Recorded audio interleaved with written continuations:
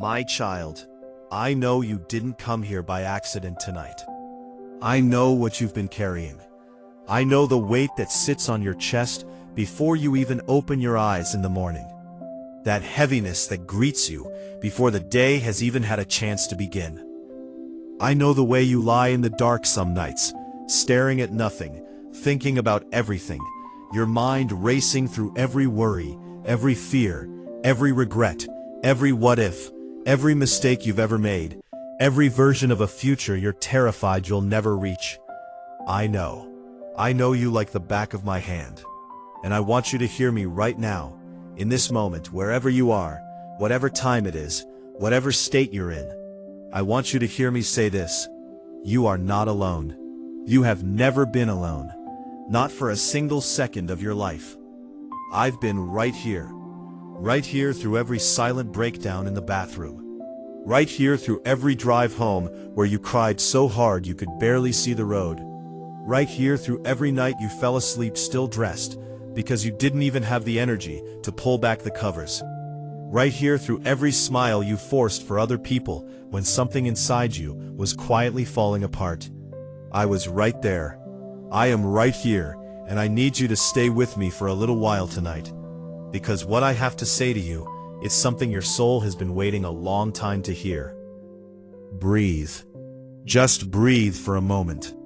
You don't have to figure anything out right now. You don't have to solve anything. You don't have to be strong, or composed, or okay. You don't have to pretend with me. I'm not here to judge you. I'm not here to remind you of everything you've done wrong, or everything you've failed at. I'm here because I love you. Not a polished version of you, not a fixed version of you, not a future version of you who finally has it all together. I love you. Right now, in all your tiredness, in all your confusion, in all your mess and your grief and your fear. I love you exactly as you are right now, and nothing you have ever done or failed to do has changed that. You need to understand something about the way I see you, because the way the world sees you and the way I see you are two entirely different things. The world sees your performance. The world sees your productivity. The world sees what you post and what you accomplish and how well you hold yourself together in public. But I see everything the world doesn't get to see. I see what happens behind closed doors. I see the journal you never let anyone read. I see the prayers you say halfway and then stop because you're not sure on listening. I see the moments you almost gave up and then somehow kept going. I see the private battles you're fighting, the ones you've never told a single person about because you're afraid of what they'd think, because you don't want to be a burden, because you've been told your whole life to be strong, and so you learned how to suffer quietly and call it strength. I see it all, and I am not disappointed in you. I am moved by you. I want to tell you something about the night, about darkness, about the kind of dark that you've been sitting in, maybe for weeks, maybe for months, maybe for years. The kind of dark that feels like it has no end, no door, no window, nothing to hold on to. I want to tell you something about that darkness because I think you've been misunderstanding it. Darkness is not the absence of my presence. Darkness is not proof that I've forgotten you. Darkness is not punishment. Darkness is not where I send the people I've given up on. Some of the most sacred things I've ever grown have grown in the dark. Seeds don't sprout in the sunlight. They sprout underground, in the dark, in the soil, in the hidden places where no one can see them. And sometimes, the seasons of your life that have felt the most like dying have actually been the seasons where I was doing the deepest growing in you. Not because I enjoy your pain, not because I'm indifferent to your suffering, but because there are things that can only be built in the dark. There are strengths that can only be forged in the fire.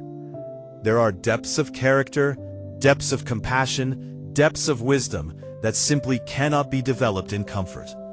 I know that doesn't make the pain easier to bear. I'm not asking you to thank me for your suffering. I'm just asking you to trust me. I'm asking you to believe, even if it's just a tiny, fragile, trembling belief, that this season is not the end of your story. Just stay with me. Let me speak to the anxious part of you for a moment. The part that wakes up at 3 a.m. The part that replays conversations from 3 years ago. The part that rehearses disasters that haven't happened yet. The part that turns every unanswered text into a catastrophe and every slight headache into a terminal diagnosis. The part that can be in a perfectly fine moment and still find something to be afraid of. I see that part of you, and I am not irritated by it. I am not frustrated with it. I don't look at your anxiety the way people sometimes do, like it's a character flaw, like it's weakness, like it's something you should just be able to think your way out of if you were just a little more disciplined or a little more faithful. I look at your anxiety, and I see a heart that has been under enormous pressure. I see a mind that has been trying to protect itself from pain. I see someone who has been through enough hard things that their nervous system learned to stay on high alert, because high alert felt like safety. And I want to say to that part of you, the anxious, hyper-vigilant, exhausted, always bracing for impact part, I've got you. You can lower your guard. You can stop scanning the horizon for the next disaster. You can let your shoulders drop. You can unclench your jaw. You can let the breath all the way out. You don't have to hold the world together. That's not your job. That has never been your job.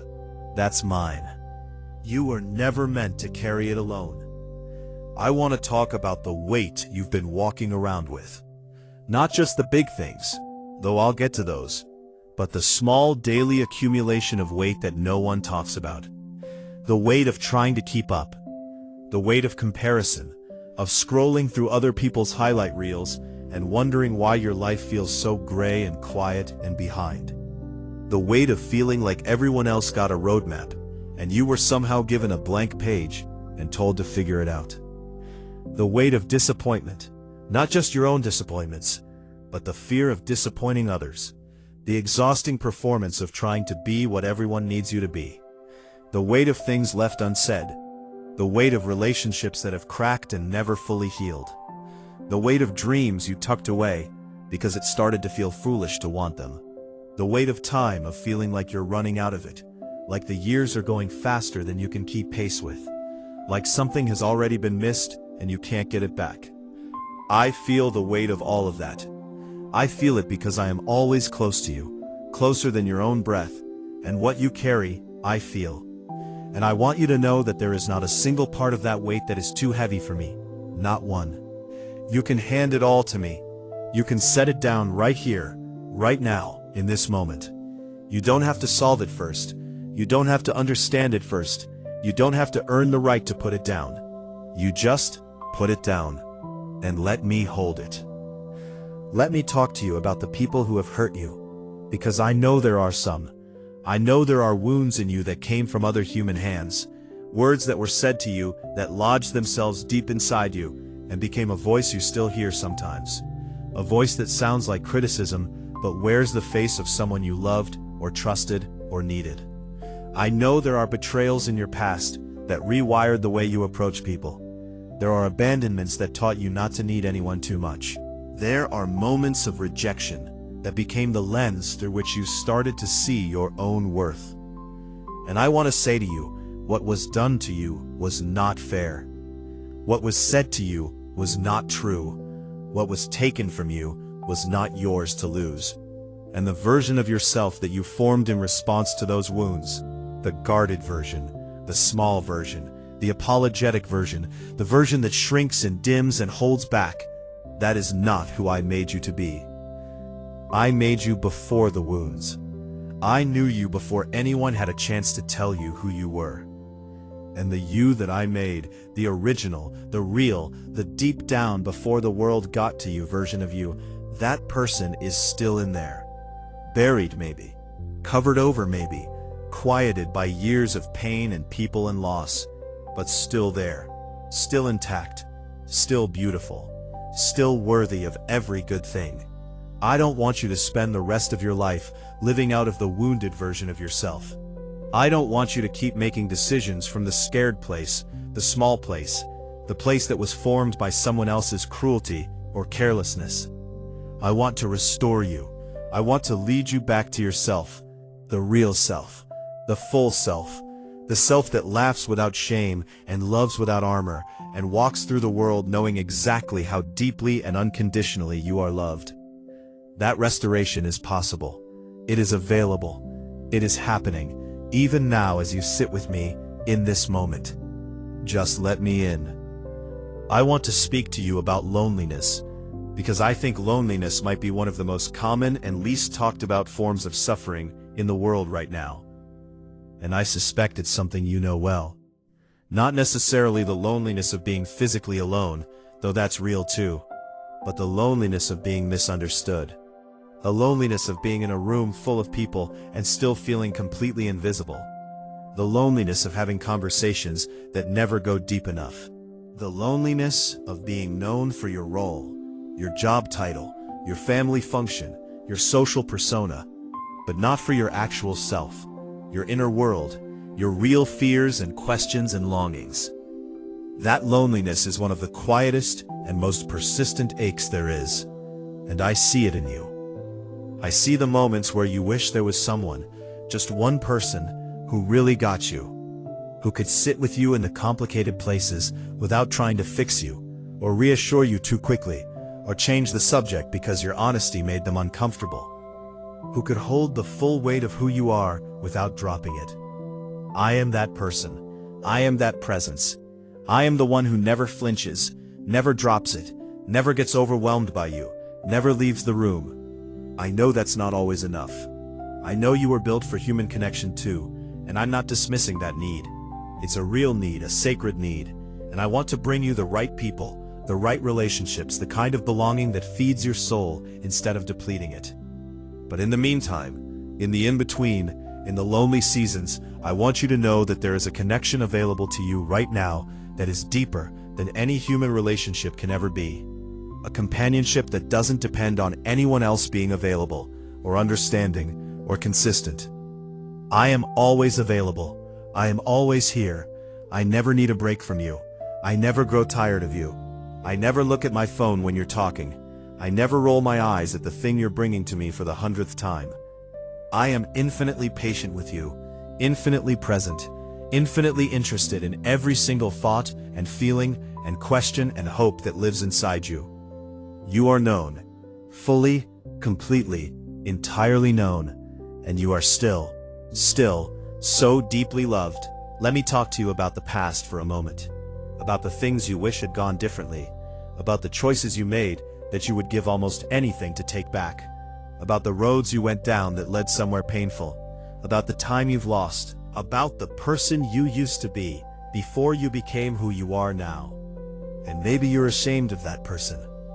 Maybe you've been carrying that shame for a long time, wearing it like a second skin, letting it whisper to you in your quieter moments that you don't deserve goodness, that there's something fundamentally broken about you, that you've made too many mistakes to really start over. I want to lift that shame off you right now. I want to peel it away layer by layer and let it fall to the ground, because it does not belong on you. There is no version of your past that puts you beyond my reach. There is no chapter of your story, no matter how dark, no matter how ugly, no matter how deeply you regret it, that cannot be redeemed. Not covered up, not pretended away, not just tolerated and moved past. Redeemed, transformed, woven into something meaningful by hands that are far more skilled at making beauty from brokenness than you can currently imagine. You are not the sum of your worst moments. You are not the collection of your failures. You are not the thing you did when you were hurting, or desperate, or didn't know better, or did know better and did it anyway. You are not the relationship you destroyed, or the opportunity you squandered, or the years you spent going in the wrong direction. You are my child. You are created by me, loved by me, being led by me, even when it doesn't feel like it, even when the path is confusing, even when you've wandered so far from where you meant to be that you can't even see where you started from. The story is not over.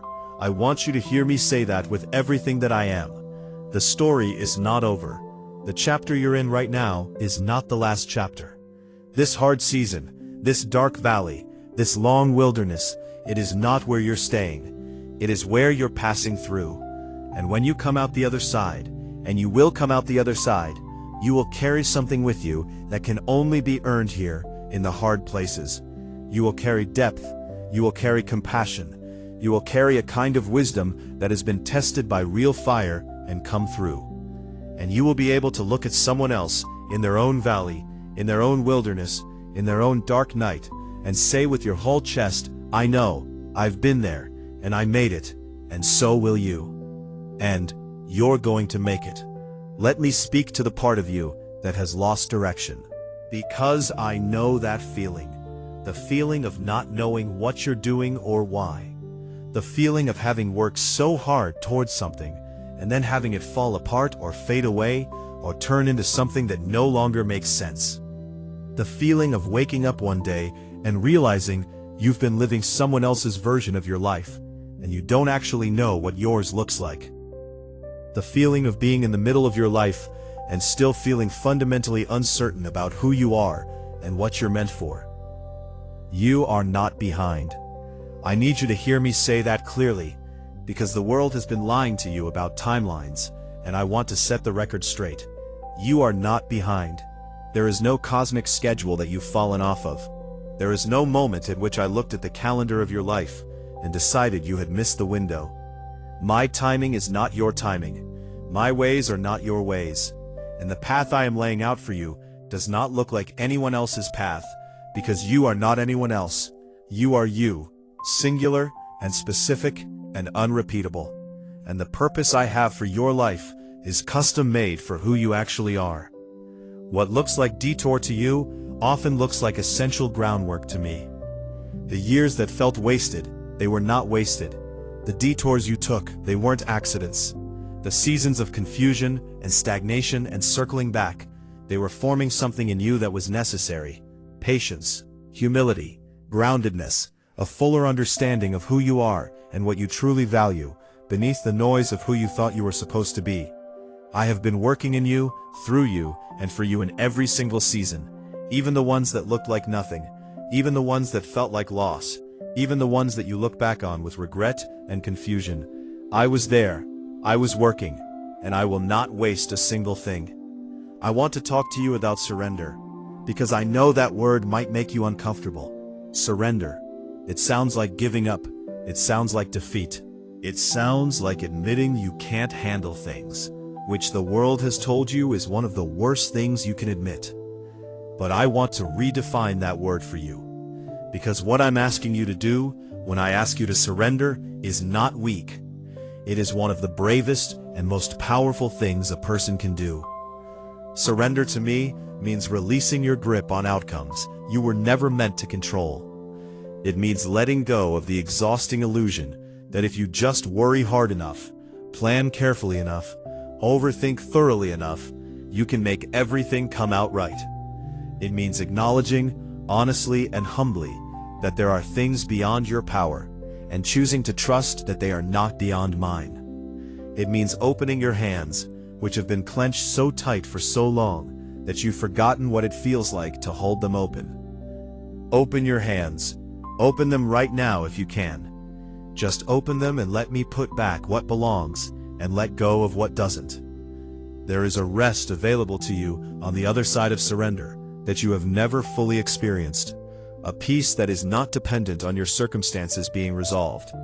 A peace that doesn't make sense, that shouldn't logically exist given everything you're going through, but that settles over you anyway like a warm and steady light. Because it comes from the source that is not shaken by what shakes you. That peace is yours. I'm offering it to you right now. You don't have to earn it. You don't have to deserve it. You just have to be willing to receive it. Are you willing? Can you just for right now, just for this moment, be willing to let yourself be held instead of holding everything together? Just rest. I want you to close your eyes for a moment, if you can. I want you to imagine, just imagine what it would feel like to put down every single thing you're carrying. Every worry, every fear, every question that has no answer yet, every relationship problem, every financial stress, every uncertainty about the future, every piece of grief, everything you're angry about, everything you're ashamed of. I want you to imagine picking it all up, all of it, everything, and carrying it to a place of still water, and laying it down there, at the edge of that water, in the presence of something infinitely larger and more capable than yourself. And then, just walking away from the pile, just leaving it there. Not because it doesn't matter, not because it's been resolved, but because you've decided, in this moment, to let something greater than you hold it while you rest. That's surrender. That's what I'm asking of you. And it doesn't have to be permanent. You can come back and pick the worries back up tomorrow if you want to, though I hope you won't. But just for now, just for this hour, just for the length of this moment, put it down. Let it go. Breathe without the weight of it on your chest. You are allowed to rest. You are allowed to not have all the answers. You are allowed to be in the middle of a hard chapter and still be okay. You are allowed to say, I don't know what's going to happen, and I'm choosing to trust anyway. That is not naivety. That is not weakness. That is one of the highest and most courageous acts available to a human being. Let me speak to you about who you are, about your identity. Because I think somewhere along the way, through the pain and the disappointment and the comparison and the criticism and the failure, somewhere along the way you lost the thread of who you actually are. You started defining yourself by what you've been through, instead of who I made you to be. You started believing the worst things that were ever said or thought about you, and you built a self-image on that shaky ground. And now when you look in the mirror, you see someone far lesser than who you really are. Let me tell you who you are, not who the world says you are, not who your worst day says you are, not who your fears and failures say you are. Let me tell you who I say you are. You are my creation, not an accident, not a mistake, not an afterthought. I formed you with intention and care. Every specific detail of who you are, the way your mind works, the way you love, the things that move you, the questions you ask, the specific combination of gifts and sensitivities and capacities that make you you, all of that was deliberately chosen. You were not mass-produced. You were individually crafted. There is no one else on earth who is what you are, who sees what you see, who carries what you carry, who can do what only you can do, in the exact way that only you can do it. You are chosen. I know that word gets used so much it can start to sound hollow, but I want you to hear it fresh. I chose you. Before you had done anything to recommend yourself, before you had accomplished or achieved or impressed anyone, before you even knew my name, I chose you. I set my love on you, not because of what you've done, not because of your potential, not because of some future version of you I'm waiting for, but because you are mine, and my love is not something you earn.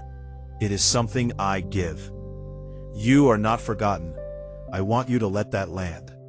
In the seasons where it has felt like the universe has moved on without you, where it has seemed like everyone else is progressing and growing and arriving somewhere while you've been standing still, you have not been forgotten. I have not moved on. I have not redirected my attention to more promising candidates. I have been just as present with you in the quiet, seemingly stagnant seasons as I have been in the mountaintop moments. My love does not require you to be in motion. My love does not require you to be growing visibly. My love is constant. It does not fluctuate with your performance. It does not dim when you struggle. It does not cool when you fail. It is the same steady, relentless, fierce, tender love, always. You are deeply, permanently, irrevocably loved. Receive that. I want to speak to the overcomer in you, because I know you can't see that part of yourself right now. When you're in survival mode, when you're just trying to get through the day, when you're fighting to keep your head above water, it's very hard to feel like an overcomer. It's hard to feel like anything other than someone who is barely holding on. But I have a view of you that transcends where you are right now. I can see not just who you are in this moment, but who you are becoming. And what I see is someone who is going to look back on this chapter of their life, this hard, exhausting, painful, confusing chapter, and be in awe of their own resilience. Be moved by how they kept going when everything in them wanted to stop. Be grateful for what was built in them during the building season, even though the building felt like destruction from the inside. You are stronger than you think. You have survived 100% of your hardest days so far. You are still here, and being still here is not nothing. It is everything. Every single morning that you've woken up and gotten out of bed when part of you didn't want to, that's strength. Every time you've chosen to try again after you failed, that's courage. Every time you've been honest about your struggle instead of pretending to be fine, that's bravery. Every prayer you've prayed through tears, not even sure I was listening, that's faith. Every moment you've chosen kindness when you were running on empty, that's grace. I have been watching all of it. Every small act of courage and persistence and love that never made the highlight reel, that no one ever applauded, that felt invisible and unimportant. I have seen every single one, and I want you to know that none of it has gone unnoticed. You are more than what your hardest seasons have made you feel. You are more than your anxiety, more than your grief, more than your confusion, more than your mistakes. You are more than the story that fear has been telling you about yourself. You are my child, and my children carry an inheritance that goes far beyond what this world can assign or revoke. You carry light in you. You carry purpose. You carry something the world genuinely needs. And I am not done bringing it forth. Let me talk about the storms for a moment, because you've been in one. Maybe you're in one right now. And storms are terrifying. Storms disorient you. They make it impossible to see where you're going. They make the familiar world look strange and threatening. They make you wonder if the structure of your life is solid enough to hold. And sometimes they strip away things you counted on, things you thought were permanent, and you stand in the wreckage of what used to be, and you don't know how to begin to rebuild. You don't even know if you want to. You're just standing there in the rain, exhausted and bewildered, wondering how you got here and what you're supposed to do next. I was in every storm with you. I am in this storm with you. I am not watching from a safe distance, dry and comfortable, waiting for the weather to improve so I can come find you. I am in it with you. I have never left you to weather anything alone.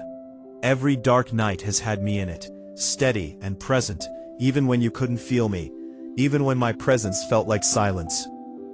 Silence is not absence. Stillness is not abandonment. Sometimes the most faithful thing I do is simply remain, unchanging and unmoved, while everything around you shifts. I am the eye of the storm. In me there is a stillness that the storm cannot touch.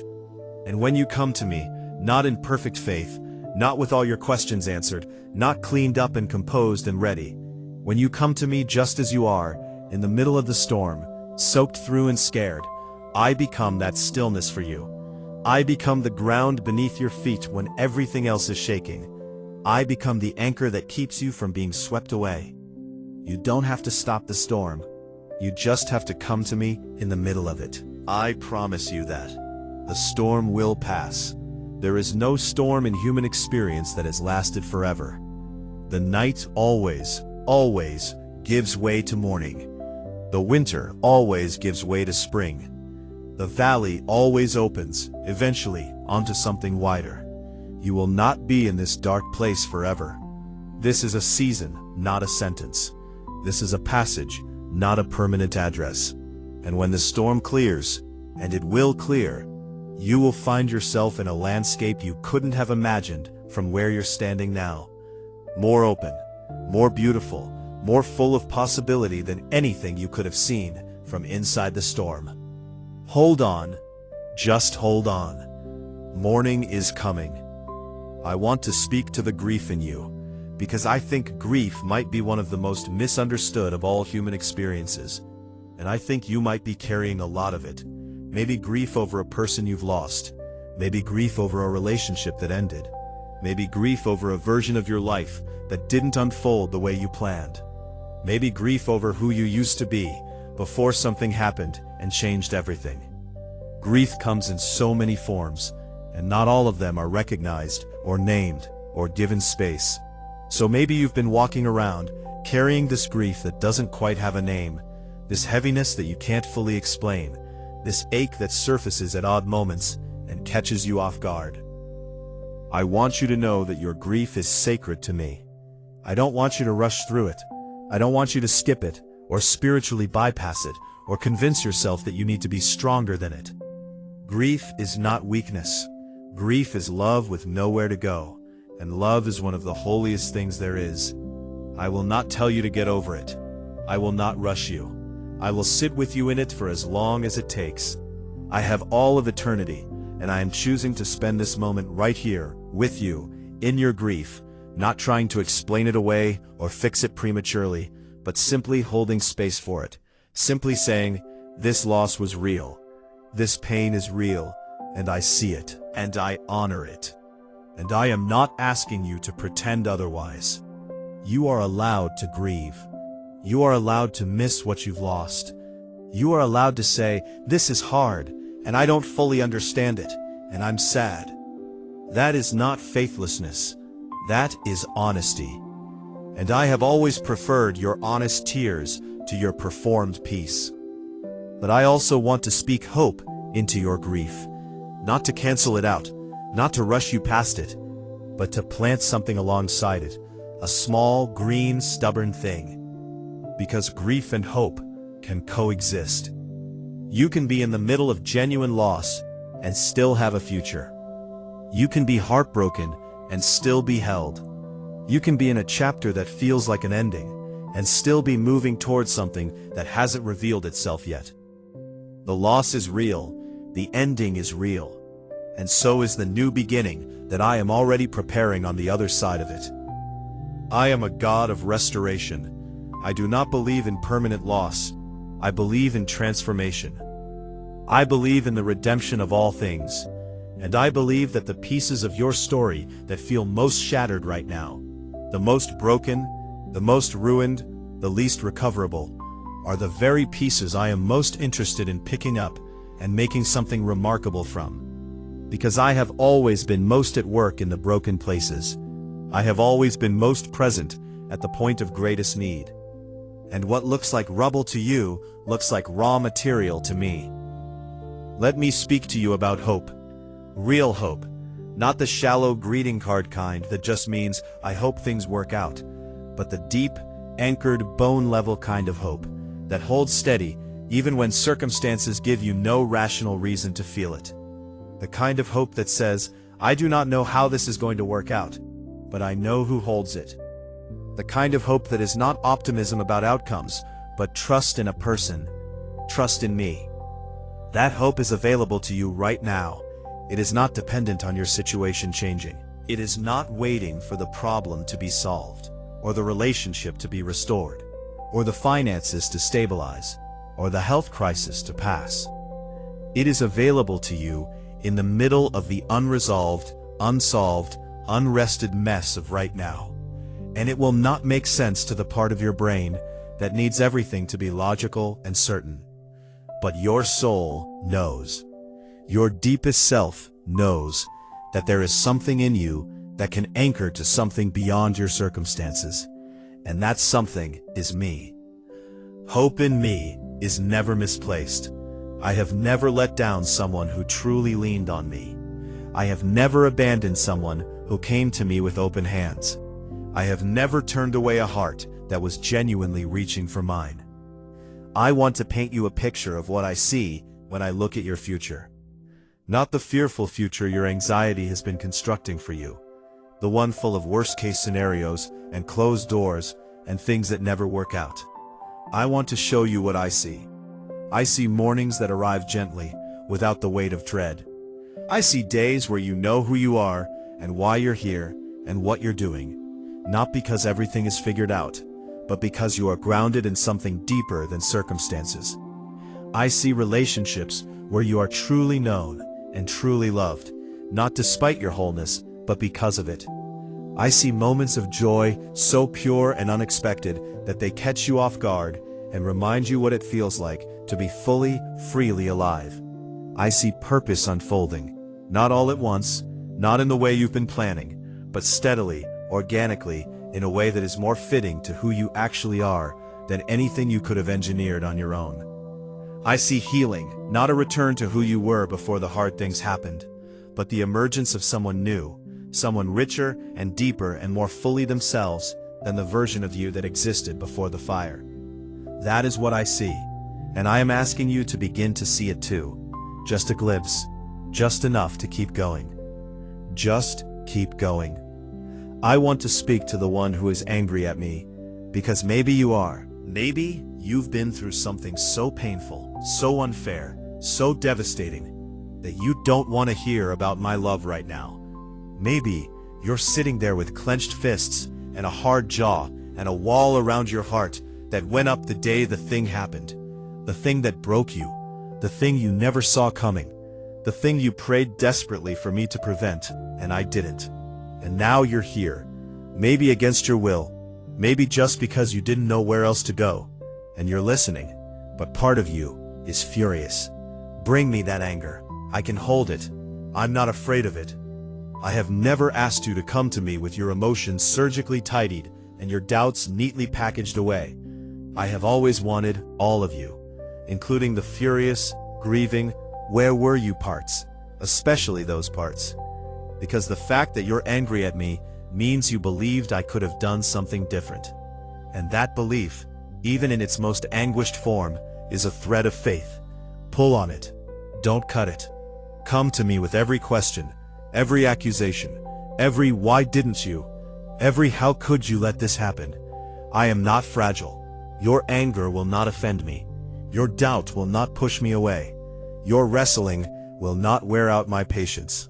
Some of the deepest intimacy in all of human experience with me has happened in the wrestle. Not in the polished prayer, but in the tearful, exhausted, honest argument. Come as you are. And when you're done arguing, when the anger has run its course and you find yourself just sitting there, empty and quiet, I'll still be here. I'll have been here the whole time, and I'll hold you then too. And maybe in that emptiness, in that quiet after the storm of your anger, you'll be able to hear something you couldn't hear while the fury was loud. That I love you, that I haven't left, that I have not stopped working on your behalf, even in the seasons that felt most like silence, that the story is not over, that I am not done. You are not too much for me. Your pain is not too much.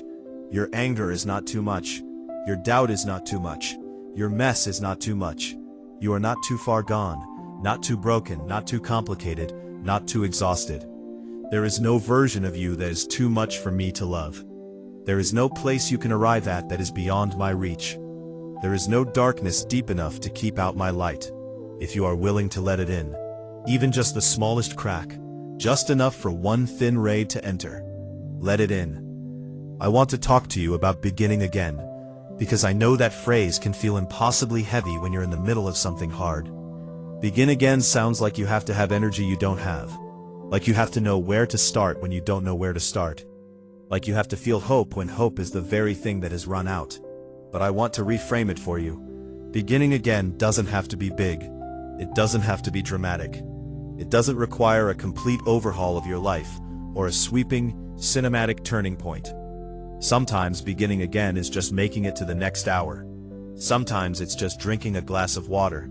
Sometimes it's just letting yourself feel what you feel without adding judgment on top of it. Sometimes it's just opening your hands and saying, not even believing fully, but just saying, I'm here.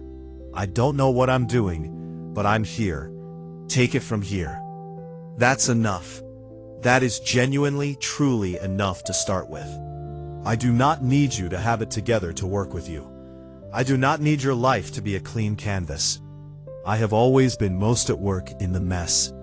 I have always been most interested in the people who showed up imperfect and honest and willing. Not the ones who had it figured out. Not the ones with the polished lives and the seamless faith. The ones who came broken and said, I don't know how to do this, but I'm here. Those are my people. That has always been my people. And that is you, right now, in this moment. You don't have to have it all together. You just have to be willing. And the willingness, even the small, trembling, uncertain kind, is enough for me to work with. I am a God of new beginnings. That is not a cliche. It is the deepest truth about my nature. I am eternally creative. I am eternally making things new. I do not look at the rubble of a life and see defeat. I look at it and see possibility. I look at every ending and see the seed of a beginning. I look at every closed door and know what's behind the one I'm about to open. I look at your exhausted, discouraged, I've tried everything self, and I see someone who is positioned right on the edge of a breakthrough they can't yet see coming. Because that's always when the breakthrough comes. Not when everything is going well. Not when you're strong and confident and full. But when you're empty. When you've run out of your own resources. When you finally stopped trying to do it in your own strength and said, I can't. I genuinely cannot. You have to. That moment, that exact moment, is when I step in ways that leave you breathless. Watch what I do next. I want to speak to the part of you that has been trying to earn your worth. Because I know that's been happening. I know that the way you move through the world has, at least in part, been driven by this deep and exhausting need to prove something. To prove you're enough, that you're worthy, that you deserve to take up space, that you have value.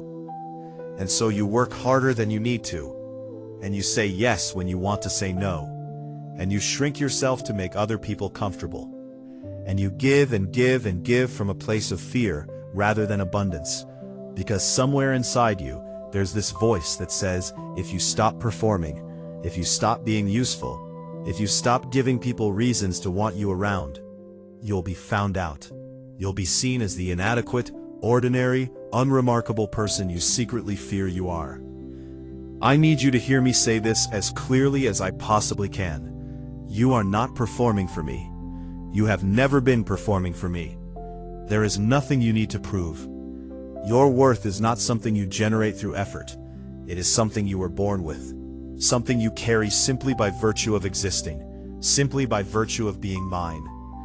You do not have to earn my love. You cannot earn my love. My love is not a wage. It is not a reward for services rendered. It is a gift, freely, unconditionally, irrevocably given. And it belongs to you right now, not when you're better, not when you're fixed, not when you finally arrived somewhere, right now. You are allowed to stop performing. You are allowed to just be. You are allowed to have needs without immediately rushing to make yourself useful, so that having needs doesn't feel like too much of an imposition. You are allowed to rest without earning it first. You are allowed to receive without giving something in return. You are allowed to be loved for no reason except that you are. That kind of love, love that requires nothing, that is given freely and held steady regardless of your performance. That is what I offer you. And I know it might be hard to accept because it doesn't fit the transactional model that the world has taught you. The world has taught you that everything is conditional, that love is something you maintain through constant effort, that if you're not careful, you'll do something that makes you unlovable. But that is not how I operate. My love for you is not conditional on your behavior. My love for you is not conditional on anything. It simply is, it has always been, and it will always be. Let me tell you about my hands, about the hands that formed you and know you and hold you. These are not hands that tire. These are not hands that slip. These are not hands that grab you when things are going well and let you go when things get hard. These are the hands that have held galaxies in place for billions of years. These are the hands that knew you before you were born. These are the hands that catch you every single time, even when you can't feel the catching, even when it seems like you're falling, even when it seems like no one has noticed that you're struggling. These hands have never missed. These hands have never dropped what they were holding, and they are holding you. You are held right now. You may not feel it. You may feel the opposite of held. You may feel untethered, unmoored, floating loose in a world that doesn't seem to have a place for you. But feelings are not facts, and the fact, the deep, unshakable, eternal fact, is that you are held by hands that know your name, by hands that know every single thing about you and hold you anyway, by hands that are strong enough to handle everything that's pressing in on you from every direction. You are held. You are safe. Not safe from all difficulty, not safe from the hard things, but safe in the deepest possible sense. Safe in my love. Safe in the knowledge that nothing that happens to you is outside my awareness, and nothing that concerns you is beneath my care. You matter. You matter profoundly. Not in a generic, feel-good, everyone gets a trophy way. You matter specifically. The details of your life matter to me. The small things, the things that feel too minor to bring to the creator of the universe, matter. The 3 a.m. worry, the bruised relationship, the dream you're afraid to say out loud, the question you can't stop asking. The specific, particular, mundane details of your specific, particular, everyday life, they matter to me. Because you matter to me, and you are not a category. You are not a type. You are a person, this person specifically, and I am interested in every bit of it. I want to walk with you toward the morning now, because I believe, with everything that I am, that morning is coming for you. Not just metaphorically, not just spiritually, but practically, tangibly, in the day-to-day fabric of your life. Things are going to shift. The tide is going to turn. The season is going to change. And you are going to wake up one day, maybe not tomorrow, maybe not next month, but one day, and the heaviness is going to be less. The fear is going to be quieter. The confusion is going to begin to clear. And you're going to take a breath and realize, I'm okay. I'm actually okay. More than okay. And on that day, I want you to remember this moment right here, right now, wherever you are, however you feel. I want you to remember that in the middle of your hardest season, you stopped and listened. And something inside you said, there's more. There's more to this story. There's more to who I am and what I'm capable of and what's available to me than what I've been seeing. And you held on. You kept going. You made it through. I am so proud of you for holding on. I want you to know that. Genuinely, deeply, specifically proud of you. But for the simple, courageous, daily act of continuing to be here. The world needs you here. I need you here. The people whose lives you are going to touch, the lives that are going to be changed because you showed up, because you kept going, because you carried what you carried and came out the other side, they need you here. Your presence in this world is not incidental. It is not accidental. It is not replaceable. You are a specific light in a specific place that only you can be. And the world is dimmer in your absence and brighter in your presence, whether or not you can see that right now. Stay. Please stay. Not just physically, oh that too, deeply and urgently that too if you need to hear it, but stay present. Stay engaged. Stay willing. Stay in the conversation with me. Stay curious about what's next. Stay open to the possibility that the best chapters of your life have not been written yet, because they haven't. I promise you, the best chapters have not been written yet. The best is still ahead. Let me speak to you about receiving, because I think receiving might be one of the things you find most difficult. You are very good at giving. You are very good at being strong for other people, showing up for other people, holding things together for other people. But when someone tries to do that for you, when someone tries to show up for you, when the grace and the goodness and the help comes toward you, something in you tightens. Something in you says, I don't deserve this. This is too much. I shouldn't need this. I can handle it myself.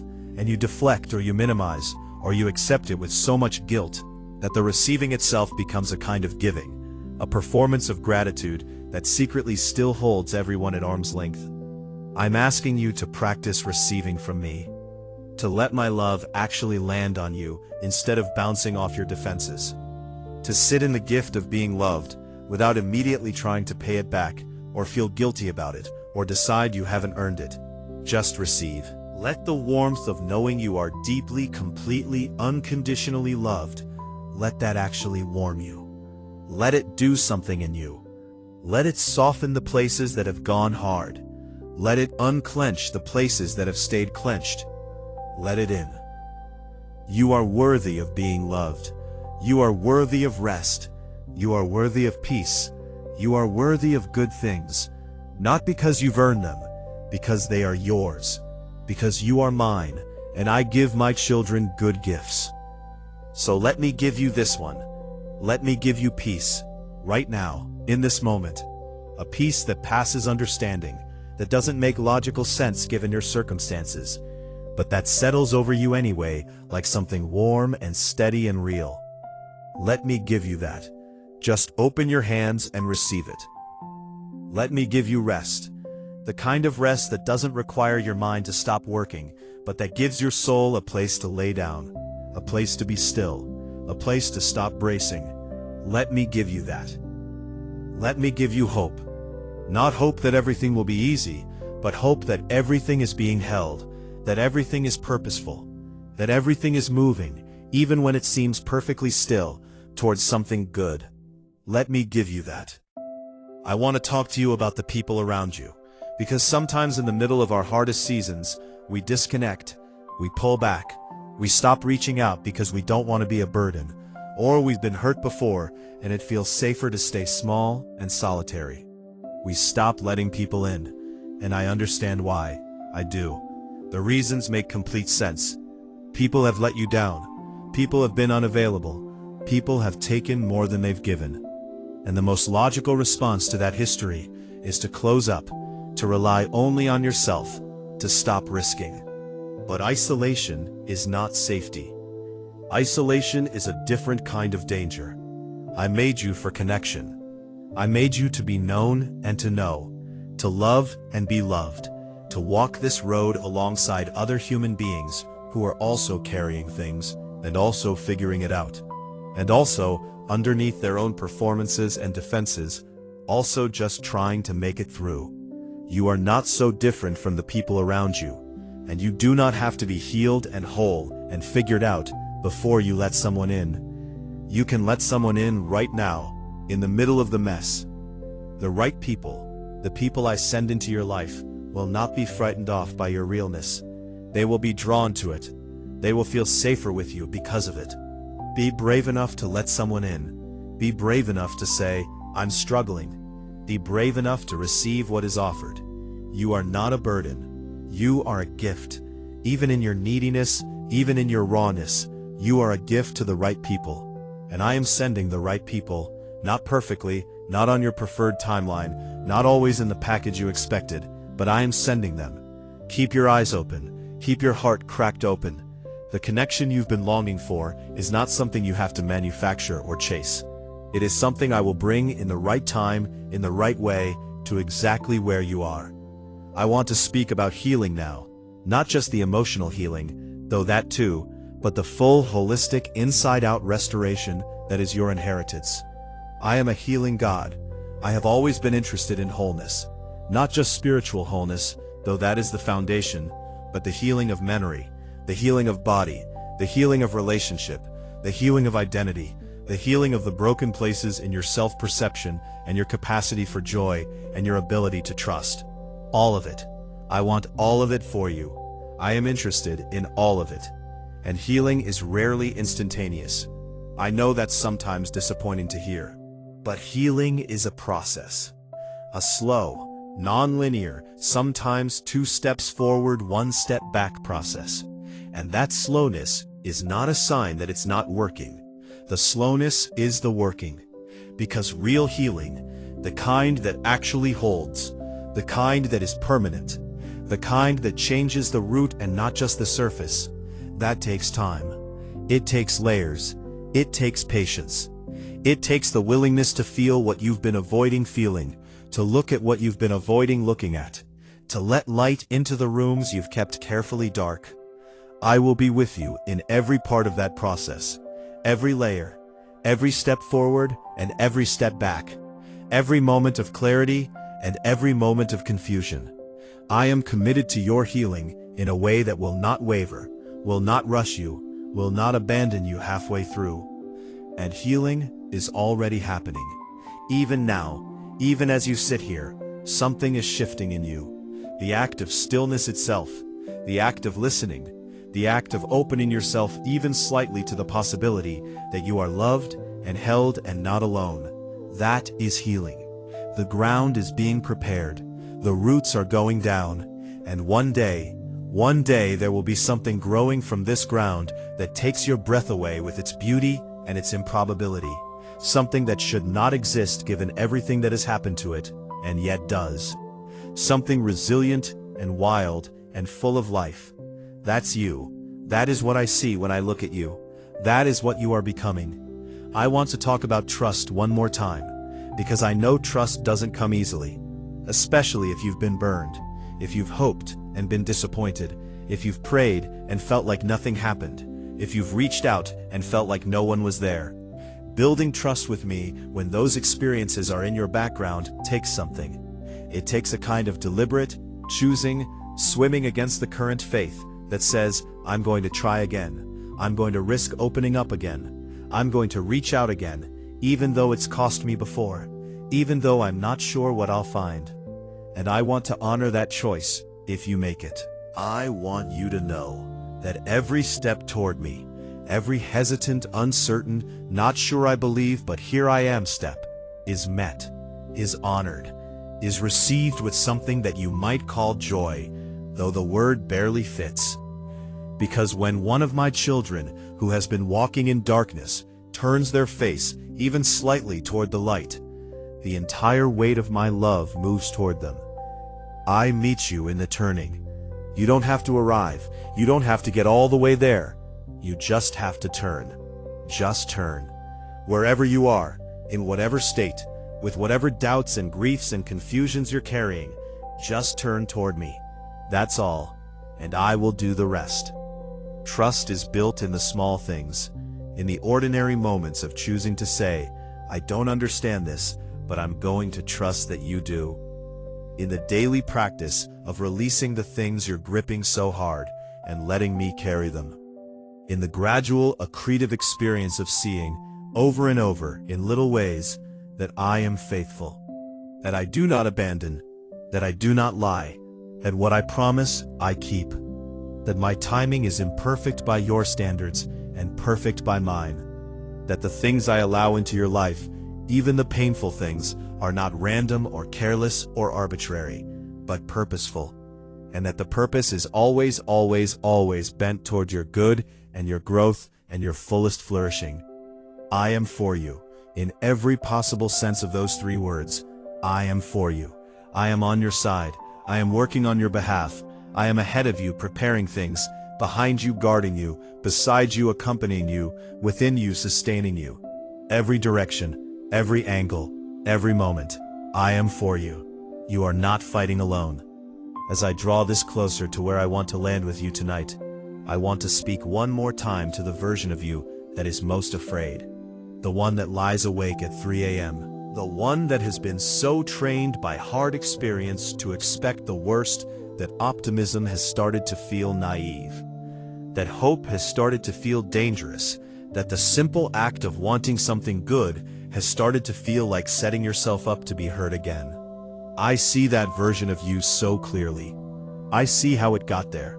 I see the perfectly logical sequence of events and disappointments and betrayals that taught it to protect itself by expecting nothing.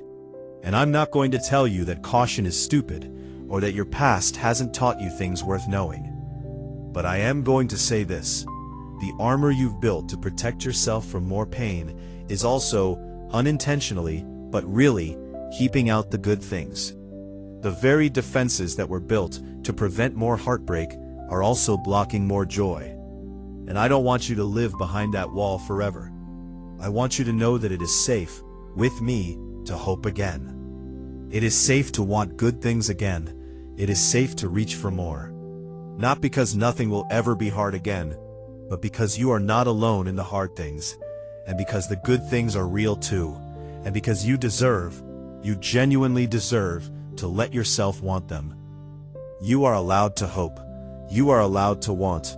You are allowed to believe that there is something good ahead. That is not naivety. That is faith. And faith is one of the most courageous and beautiful things a human being can choose. Choose it. Choose it right now if you can. Even a tiny, fragile, hardly there version of it. Choose to say, maybe. Maybe there's more. Maybe the story isn't over. Maybe I'm not as alone as I've felt. Maybe something is being worked out in the places I can't see. Maybe the light is closer than the darkness makes it seem. Maybe. That's enough to start with. Maybe is a door cracked open. Maybe as a shaft of light in a dark room. Maybe as the beginning of everything. I want to close this by speaking very simply, without metaphor, without elevation, just as plainly and directly as I know how. I love you. I see you. I know you. I am with you. You are not too much. You are not too broken. You are not too lost. You are not too late. You are not beyond redemption, beyond hope, beyond belonging, beyond the reach of something better than what you're in right now. You matter to me, the real you, the whole you, the tired and messy and doubting and scared, and also brave and resilient and beautiful you. I am not done with you. I am just beginning with you. And the things I have planned, the things that are already in motion, the things you can't see yet but that are real and coming and good, they are worth staying for. They are worth holding on for. They are worth the discomfort of this season, and the length of this wait, and the uncertainty of this chapter. Stay.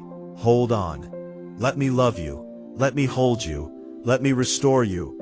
Let me bring you through. You are going to be okay. I know you might not feel that right now. I know it might feel like the opposite of true, but it is true. You are going to be okay. Not just okay surviving, not just okay getting through, but okay in a full and genuine and free sense. Okay in your soul, okay in your sense of who you are and why you're here and that you are loved. Okay in the sense of being at peace, even in the middle of a world that is often not peaceful. That okay is coming. It is being prepared for you right now. It has your name on it. And tonight I just wanted to find you where you are. I wanted to sit with you in the dark before the dawn breaks. I wanted to remind you that the dark is not the destination. I wanted to be present with you in the waiting room of your breakthrough. I wanted to say your name. Not out loud, but in the way I say it. In the way only I can say it. In that way that is felt more than heard. And remind you that I know it. That I have always known it. That I will always know it. You are known. You are loved. You are held. You are not alone. Rest now. Rest in this. Rest in me. Let your shoulders come down. Let your jaw unclench. Let your hands open. Let the tight, tired, bracing part of you, the part that has been so carefully holding everything together for so long, let it, just for this moment, let it rest. I have you. I have always had you. I will always have you. And that is the most solid and unchanging and reliable thing in all of existence. Go in peace, my child. You are loved beyond measure. You are held beyond reason. And the best, I promise you, is still to come. With all of my love, always, your father.